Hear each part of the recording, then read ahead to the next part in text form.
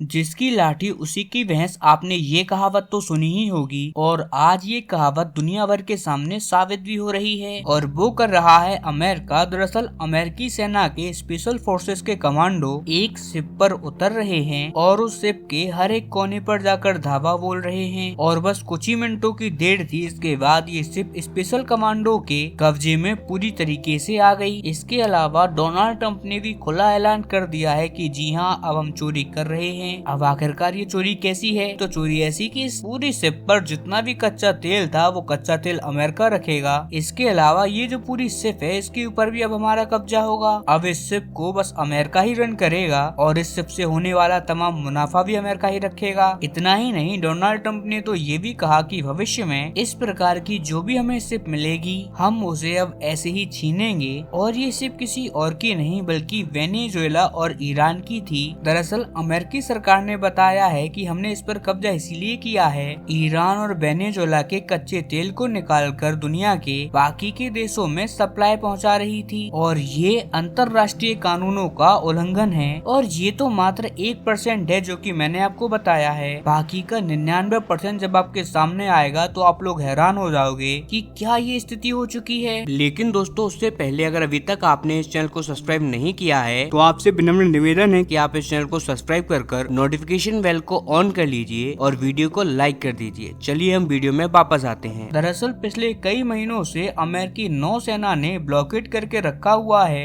Venezuela को, लेकिन अब अमेरिकी थल सेना और वायु सेना भी मैदान में उतर चुके हैं, और स्थिति तो ये बन चुकी है कि आपको किसी भी टाइम पर खबर मिल सकती है कि अमेरिका एक ऑपरेशन स्टार्ट कर चुका है वेनेजुएला के अंदर, और ये ऑपरेशन है तख्ता पलट करने का ऑपरेशन। वेनेजुएला के ऊपर किसी भी टाइम पर न केवल भारी बमबारी स्टार्ट हो सकती है बल्कि अमेरिकी थल सेना भी वेनेजुएला की धरती पर उतरकर तख्ता पलट कर सकती है। और इसके पीछे एक बड़ा सिंपल सा कारण है, और वो है एक कम्युनिस्ट सत्ता। वेनेजुएला कहीं न कहीं कम्युनिस्टों के हाथों में रहा है। पहले तो दशकों तक यूगो सारेस का कब्जा रहा था यहाँ पर, कई दशकों तक उन्होंने राज किया, और जब वो चले गए तो उन्होंने अपने चेले निकोलस मदुरो को वेनेजुएला का राष्ट्रपति बना दिया, और लगभग पिछले 10 से 15 सालों से वेनेजुएला के ऊपर वो ही राज कर रहे हैं। खैर, अगर यहाँ पर बात बस कम्युनिस्ट की राज की रहती या फिर निकोलस मदुरो बस एंटी अमेरिका होते तो भी ये बात ठीक थी, अमेरिका बस इनको प्रतिबंधित ही रखता और इन्हें छोड़ देता। लेकिन यहाँ पर मेन समस्या ये है कि एक तो वेनेजुएला में कम्युनिस्टों की सरकार है और उसके ऊपर से एंटी अमेरिकी राष्ट्रपति यहाँ पर है, और इसके ऊपर भी मजे की बात ये कि वेनेजुएला के पास में दुनिया के सबसे बड़े कच्चे तेल के भंडार हैं। यहाँ तक कि सऊदी अरेबिया से भी कई गुना ज्यादा कच्चा तेल, रूस से भी कई गुना ज्यादा कच्चा तेल इस टाइम पर वेनेजुएला की धरती के अंदर पाया जाता है, और इसी चीज को चाहता है अमेरिका।